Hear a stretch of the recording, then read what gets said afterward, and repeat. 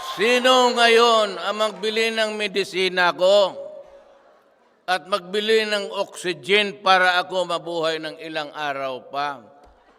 Sagutin ninyo itong mga putang ina kayo, talagang papatayin ko kayo. Who's gonna answer for that? Destroyed life. You use it for 6 months to 1 year. It will cause your brain to shrink. Pagka lumiit na yung utak mo, wala nang rehab.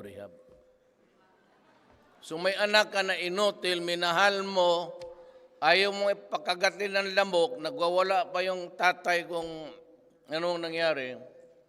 Tapos ganon ninyo, tapos marami kayong human rights